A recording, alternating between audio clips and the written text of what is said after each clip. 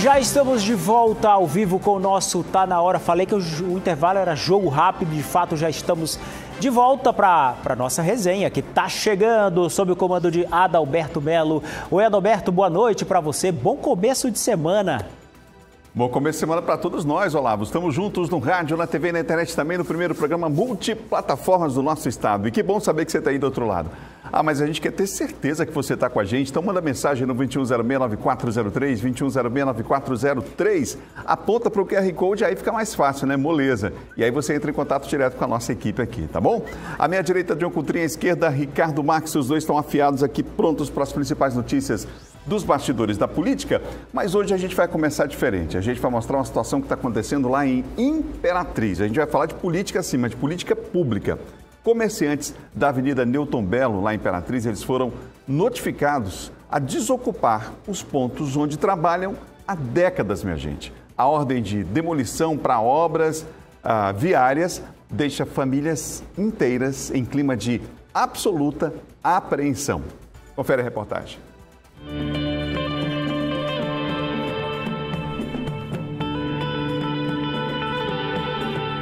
Na movimentada Avenida Newton Belo, esquina com a Avenida Sabiá das Laranjeiras, o futuro de dezenas de comerciantes está ameaçado. São décadas e décadas de história de profissionais e comerciantes que receberam uma notificação da prefeitura para desocuparem os estabelecimentos em apenas 30 dias. Aqui é por causa que eles pegaram a gente de surpresa, né? Foi uma coisa muito rápida e também a gente tem muitos anos aqui já, entendeu? Eu tenho só uns 20 anos só, mas os outros aí tem 30 anos já, 35 anos, entendeu? Nós nunca dissemos que não vamos sair, nós vamos sair. Agora só que nós queremos um local de trabalho pra gente, né? Que todos somos pai de família e também a gente... Hoje em dia tá muito difícil as coisas, porque a gente não, ainda mais se não trabalhar, aí é que fica difícil. E as construções serão demolidas. Pais e mães de família que há mais de 40 anos mantêm seus negócios com alvará, pagamento regular de impostos, mas sem qualquer informação sobre indenização ou relocação. Não dá para sair assim de uma hora para outra, entendeu? Ficar a ver navio, né, com uma mão na frente e outra atrás. Estamos aqui empreendendo há tanto tempo, quando ninguém teve coragem de empreender, quando aqui na Padre Cícero a gente se atravessava em cima de umas pontes de madeira, nós já estávamos aqui empreendendo. Esta comerciante investiu recentemente cerca de R$30 mil na lanchonete dela, com novos equipamentos e mercadorias. Eu investi agora, já esse ano, fiz um investimento sem poder e agora chega essa notícia. A gente quer uma oportunidade que ele se reúna com a gente, dê uma proposta, uma solução, porque a gente tem conhecimento das coisas, mas aqui tem pessoas, tem gente que já está com o psicológico abalado. É 35 anos, não é 30 dias. E o borracheiro lembra que está no local desde a fundação da via. São há 38 anos nesse pedaço de chão aqui. Quando nós chegamos para cá, isso aqui era um areião, isso aqui era um buraco. Não existia nada de desenvolvimento. Agora, esses comerciantes e empresários enfrentam a incerteza. O medo de ver o trabalho de uma vida inteira ser derrubado. A gente vê que é uma via bastante movimentada, vê que é uma via que a gente não para. E qual é esse risco? Qual é essa situação? Qual é a real proposta que eles estão fazendo aqui nessa parte da Newton Belo? A Secretaria de Planejamento Urbano de Imperatriz também se manifesta sobre as notificações e o futuro dos imóveis na região. Houve uma necessidade urgente de fazer uma grande obra aí na Newton Belo com a Padre Cícero e a Rua Ceará. E essa grande obra vai acabar aqui impactando aí nessa região toda. E é uma obra que deve ser feita com urgência. Estes trabalhadores, eles trabalham aí em cima da calçada de uma propriedade da Caema. E serão necessário a retirada deles por uma questão de segurança. Além disso, esta região aí, essa região toda aí onde há essa confluência da Padre Cícero, a Ceará e a Newton Belo, ela toda vai ficar isolada por um determinado tempo. Porém, os estudos apontam que vai ser feito, o prefeito tem interesse de executar essa obra o mais rápido possível. E é por isso que eles estão precisando ser retirados. Pois é, a gente sabe que obras são importantes, necessárias, Ricardo, mas você viu na própria fala do secretário que nem o secretário sabe durante quanto tempo vai durar a obra e quando vai ser entregue, por exemplo, né? Então são dois pontos fundamentais. E o que vai ser feito? O que esses pais de família, essa senhora que falou agora, essa mãe de família, vão para onde? Como é que faz nesse período? Quer dizer, é impressionante essa situação, Ricardo. Inicialmente, boa noite, Adalberto, boa noite, John, Olavo, boa noite a todos. Olha, aí está claro que a prefeitura não tem um planejamento, né? Porque toda obra que se faz, não se discute aqui que a obra não seja necessária, que não seja importante, até porque ela não foi esclarecida, né? Que obra é essa? O que vai ser feito? Qual é o prazo? Qual é o valor da obra? E por que a necessidade de demolição dos imóveis onde estão lá pessoas, famílias que vivem desse comércio há mais de 3 décadas? E para onde que essas pessoas vão? Os imóveis demolidos serão reconstruídos pela prefeitura? Haverá uma indenização? Não pode chegar pura e simplesmente e dizer, em 30 dias vocês saiam aí que a gente vai passar o trator aqui por cima. Não é assim. O poder público, seja ele municipal, estadual ou federal, existe como premissa maior, assistir o povo. Não é o contrário. Não é o povo que tem que assistir o poder público, é o poder público que tem que assistir ao povo. E Imperatriz, vai aqui a minha observação, a gente tem recebido muitos reclames de Imperatriz, quem diria, hein? Imperatriz com saudade do Assis Ramos que saiu com a rejeição terrível. O próprio prefeito rejeitou um vídeo de apoio do então prefeito Assis Ramos na última campanha. Não quero o apoio dele. De tão alta era a rejeição do Assis. Hoje o pessoal está com saudade do Assis, porque conversava com as pessoas. A prefeitura tem que falar, tem que dizer o que vai ser feito dessas famílias, quanto tempo e para onde elas vão durante esse período da obra. E depois, os imóveis, os comércios vão ser reerguidos? Como que fica? Não pode ser assim. Cadê o Ministério Público que ainda não entrou no circuito? Alô, Ministério Público, vamos agir. Entrar aí com um mandado de segurança, algo que garanta, porque é daí que essas famílias tiram o sustento. Chega a ser revoltante, Adalberto. Realmente, preocupante a situação. A gente vai continuar acompanhando o caso, porque essas pessoas precisam de uma posição, elas têm o direito de receber uma informação a respeito do que está acontecendo lá. A gente vai voltar a esse caso, vai mostrar, inclusive aqui, outras vezes, enquanto durar esse impasse. Fizeram uma reunião, inclusive, na prefeitura, os empresários foram cheios de esperança para a reunião e eles contam que depois da reunião, nada mudou, não tiveram nenhuma posição sequer sobre o que vai acontecer, para onde vão ser transferidos e quanto tempo vai durar essa obra, a finalidade da obra, esses detalhes que o Ricardo apontou agora há pouco aqui. Vamos continuar falando de Imperatriz? João Coutrinho, você agora, porque tem mudança lá no secretariado de governo, Cleiton Noleto saiu também o secretário adjunto de governo Adonilson Lima, mudanças lá no staff da prefeitura, não é isso, John? Boa noite. Boa noite, Adalberto, boa noite, Ricardo, boa noite, telespectador, é isso mesmo, continuando na pauta de Imperatriz. Hoje houve essa mudança lá, como você falou, do Cleiton Noleto. Cleiton Noleto, a gente sabe que é ex-secretário de infraestrutura do governo Flávio Dino. E hoje, até então hoje, ocupava um cargo muito estratégico na gestão do Rio do Amaral, que era secretário de governo, que é um cargo político, inclusive.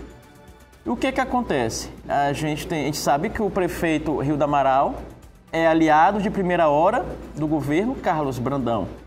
E houve aí, segundo informações, um certo incômodo, porque o Cleiton Noleto aparece em um vídeo que foi divulgado pelo Felipe Camarão. Se vocês acompanharem esse vídeo, não só o Cleiton Noleto, aparecem deputados também, vários membros ali que foram do governo Flávio Dino. Eles aparecem nesse vídeo. Isso, de certa forma, gerou um desconforto com o próprio Rio do Amaral, né, que teria pedido para o Cleiton Noleto não se envolver nessas questões estaduais, de eleição estadual. E mais parece que o Cleiton acabou divulgando participando desse vídeo do Felipe Camarão. E eu vejo até que não foi nem o próprio Rildo, mas ele deve ter sido cobrado. Não, poxa, Rildo, como é que pode ter o secretário de governo aí participando de um vídeo dos comunistas, dos dinistas, que é o aniversário do governo? Ele deve ter sido cobrado, o Rio do Amaral, não é? E pelo menos a publicação foi a pedido, que o Cleiton Noleto teria pedido, né? Na nota ele explica, né, que tem a conjuntura estadual e que era melhor ele sair nesse momento, não é? Mas há informações também que houve uma pressão aí para que o prefeito Rildo tirasse ele do cargo, não é? E também o próprio Adonilson, também é comunista, né, ligado aí à esquerda lá em Imperatriz, também saiu aí junto com o Cleiton. Eu vi até umas manifestações hoje, inclusive, Ricardo, não é? Em que alguns dinistas se solidarizavam. Acho que foi o Otelino, se eu não me engano. Não é? O Otelino também. Foi, eu vi também. Foi o Otelino, né? Foi, exatamente. Foi. Se solidarizando, achando que ele teve a postura correta, não é, de entregar o cargo. Aí muita gente já está até falando, Ricardo e Adalberto, que deveria ser o mesmo no governo do Estado, né? Que os dinistas deveriam entregar os cargos também na gestão do governo Carlos Brandão. A gente sabe que ainda tem secretarias ocupadas pelos dinistas ali no governo Carlos Brandão. Tem alguns cargos, a gente tem, em contrapartida, mesmo assim, embora a gente tem visto que alguns dinistas, como têm sido exonerados, mas a conta-gotas, mas ainda há cargos, ainda há secretarias, cargos de primeiro escalão, ainda que eles ocupam, né? Inclusive a CECID aí, que é a indicação do próprio Márcio Gerri, né? Mas foi isso que aconteceu lá em Imperatriz, Adalberto, envolveu uma questão política. Acompanhando o nosso programa, ligado aqui, o pessoal Imperatriz falando aqui, ó, quer ver? O Souza Aparecido está dizendo aqui, minha gente, ó, vocês aí que estão comentando, a ponte lá, onde vão construir lá, essa matéria que a gente postou, não dá 6 metros de largura, não precisava tirar aquele povo todo ali não, é a opinião aqui do Souza Aparecido.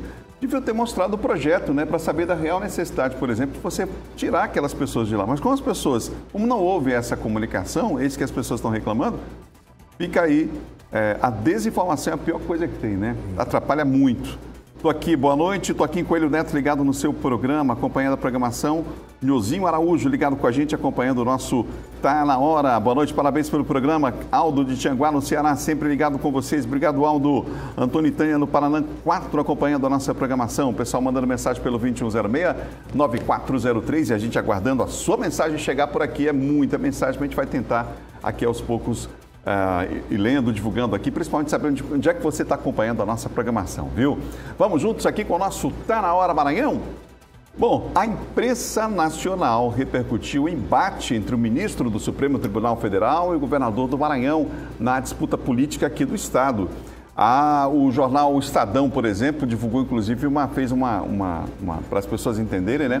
Colocou ali até um desenho com o Flávio Dino, aí tem ligado a esposa, o Márcio Gerri, o Flávio Costa está ali na foto também, para quem está acompanhando a gente no vídeo, está vendo, o Carlos Lula também, enfim, mostrando algumas ligações do ministro Flávio Dino lá no Supremo e tocando nessa parte, tocando exatamente naquilo que foi denunciado pelo governador do estado do Maranhão sobre o uso político, por exemplo, a condução política dentro do Supremo Tribunal Federal. Ou seja, agora a dimensão amplia, né, Ricardo? Porque a imprensa nacional está em cima o tempo inteiro falando sobre o tema. Saiu o final de semana aí no Estadão, ganhando grande repercussão, claro. Não poderia ser diferente, Ricardo? Não poderia ser diferente porque envolve um ministro da mais alta corte do país, né? O Supremo Tribunal Federal. O ministro não pode estar se miscuindo em questões político-partidárias eleitorais, de forma alguma. A gente sabe que o Flávio Dino é um grande jurista, né? A qualidade, a competência do Flávio Dino enquanto jurista é incontestável.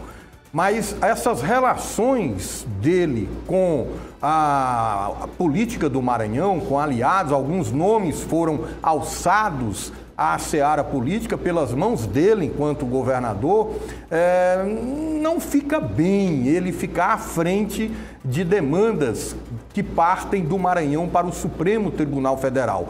Porque ainda que as decisões proferidas pelo ministro Flávio Dino no tocante às questões do Maranhão, questões político-partidárias, elas, ainda que sejam justas, ainda que sejam corretas, elas técnicas, né?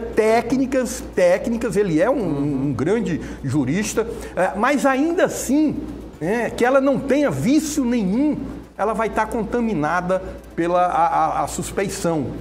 Sempre alguém vai lembrar, mas ele é ligado e está aí. Isso que está na tela, quem está na televisão, quem está na internet, o pessoal do rádio não está podendo ver, mas esse infográfico aí foi feito pelo jornal O Estado de São Paulo e mostra as relações, né, do Flávio Dino com os políticos aqui do Maranhão, que são partes em processos lá no Supremo Tribunal Federal. Não enquanto pessoas físicas, mas enquanto partidos, né, que eles representam. Eu tenho que fazer aqui não chamaria nem uma correção, mas um adendo. O deputado federal Márcio Gerri entrou em contato comigo e pediu que eu explicasse aqui que a esposa do ministro Flávio Dino, a senhora Daniela Lima, de fato é nomeada no gabinete dele, como foi falado semana passada na fala do governador Carlos Brandão. Ele falou na quinta e nós repercutimos na sexta. E de fato ela é nomeada no gabinete do Márcio Gerri. Só que a nomeação foi em 2022, quando o Flávio Dino se afastou do governo para aquele período, né, em que ele ia buscar a reeleição para o Senado. Tá, correto. Porém, ainda assim, quando o Flávio Dino foi eleito senador, não tem nada demais. Flávio Dino é alçado à esfera de ministro da Justiça e Segurança Pública, dá para aguentar. Mas Flávio Dino, indicado e nomeado ministro do Supremo Tribunal Federal, convenhamos, não pega bem ter a própria mulher lotada no gabinete de um deputado federal. Os deputados federais são julgados pelos ministros do Supremo Tribunal Federal. Então, é esse ponto que chama a atenção da imprensa nacional. A imprensa aqui do Maranhão já começava a falar, os ruídos são antigos, mas a imprensa nacional agora extrapolou, foi tudo e fica muito ruim para o ministro e para o Maranhão. John. Ele também falou, o Flávio, ministro, foi procurado pelo Estadão. Tem que pegar só um trecho da resposta dele, não é? Quando foi perguntado vamos sim. Em relação a esse impedimento, né? Quando ele fala, em nota, o gabinete do ministro Flávio Dino afirmou que nenhuma das hipóteses legais para impedimento de magistrados se aplica ao caso. E destacou que nenhuma das partes apontou possível suspeição. Abre aspas, né? Que disse aqui a assessoria do Flávio, né? O próprio ministro Flávio Dino, na verdade, é que ele disse aqui. Abre aspas, esclarecemos. Isso, gente, em relação suspeição, né? Suspeição se dá por impedido. Abre aspas, o que disse o Flávio? Esclarecemos que critério geográfico de impedimento não existe em relação aos ministros do STF, que julgam normalmente processos com litigantes de seus estados de origem, onde naturalmente conhecem pessoas e exercem outras atividades profissionais em suas vidas anteriores. Foi aqui a resposta do Flávio, que até então ele não tinha se pronunciado, né? Vocês lembram, né? É verdade. Ele não tinha falado sobre isso, sobre se dá por impedido, porque tem relação política com gente aqui do Maranhão, né? Mas a primeira vez que ele fala sobre esse caso, depois aí dessa matéria do Estadão. E eu concordo plenamente com os argumentos do ministro Flávio Dino, mas isso não anula o que eu acabei de falar, a relação próxima dele com a classe política, ou uma parte da classe política aqui do Maranhão, que é parte em processos no Supremo Tribunal Federal. Ainda que não exista uma determinação legal, digamos assim, né? Juridicamente não tenha isso. Mas existem outros aspectos que precisam ser considerados. E ainda que as decisões dele sejam tecnicamente corretas, né? Não se trata disso. Vamos em frente, você ligado aqui no nosso Tá Na Hora Maranhão, ligado com a gente, acompanhando a nossa programação. E olha, o governador Carlos Brandão disse que o decreto que ele publicou, que faria com que, inclusive, afetaria, inclusive, o próprio pessoas cedidas ao gabinete do ministro Flávio Dino, né? Aliás, não só em todas as esferas, né? Houve um decreto que foi lançado, mas o governador vem a público dizer de que esse decreto, qual era o objetivo? Segundo o governador, era recadastrar servidores, mas aí ele revogou após perceber que órgãos seriam prejudicados, John Trim. Esse decreto, o governador revogou menos de 24 horas depois, né? Foi dado ênfase, principalmente depois desse decreto, porque atingiria 2 servidores lotados no gabinete do ministro Flávio Dino. Aí a imprensa nacional, todo mundo destacou esse fato aí, que esses servidores cedistas teriam que retornar para os cargos de origem aqui no Maranhão. E como se ficasse uma espécie de revide em relação ao Procurador-Geral do Estado, né? Exatamente, uma espécie de revide. Aí depois o governador acabou revogando esse decreto. Ele deve ter recebido ligações, pedidos, não é? De representantes de poderes, presidente de poderes, alegando aí, obviamente, que isso atrapalharia os trabalhos, né, nesses poderes, porque realmente tem muita gente cedida. Aí depois ele deu uma declaração dizendo que seria para recadastramento, mas acho que o governador só inverteu, não é? Nem foi pelo governador, talvez até de assessoria em relação a isso. Porque acho que primeiro publicaria o decreto em relação a recadastramento, depois falava em sessão de servidores. Não, os servidores cedistas também tem que fazer o recadastramento. Faz sentido. Já publicado primeiro esse decreto dizendo de recadastramento. Mas, pelo menos, o governador foi sensato em revogar, nesse momento, né, Adalberto? Talvez ele vai reunir a equipe dele, avaliar melhor como se pode fazer isso, não é? Porque tem muita gente cedida e essas pessoas que são cedidas a outros poderes, outros órgãos, elas trabalham, a maioria trabalha e tem uma contribuição muito importante, não é? Então, isso afetaria os trabalhos. De certa forma, que o governador, acho que ele fez o certo em revogar e deixar essa questão, né, política de revide, não atrapalhar o funcionamento do Estado do Maranhão. Já a OAB, Ricardo, emitiu uma nota em defesa do Procurador-Geral do Estado e criticou a decisão do ministro do Supremo Tribunal Federal, né? A nota dura, incisiva, diz que vai recorrer ao Conselho Nacional de Justiça e até tomar outras medidas cabíveis. E saiu na defesa da prerrogativa do advogado, né? A gente precisa lembrar que o procurador, no caso aí é o Valdênio Caminha, né?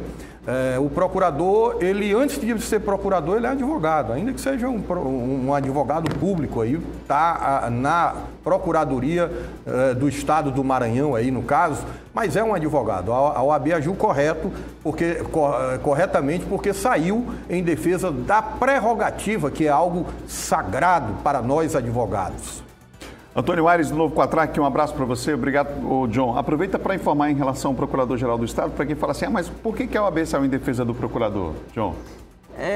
Porque houve aí um pedido do próprio ministro do STF de afastamento do Valdênio Caminha, o ministro Alexandre de Moraes, que deu essa decisão para afastar o Valdênio, que ele não teria cumprido as decisões, né, como teria que ser cumpridas em relação ali o próprio Alexandre de Moraes, que pediu o afastamento de alguns parentes do governador e alguns cargos lotados no governo do Estado, não é? E segundo informações, Valdênio postergou e isso ainda foi inclusive pago o vencimento a essas pessoas. A ministra Alexandre de Moraes deu uma decisão pedindo, portanto, afastando o Valdênio Caminha do cargo de procurador-geral e o governador cumpriu essa decisão.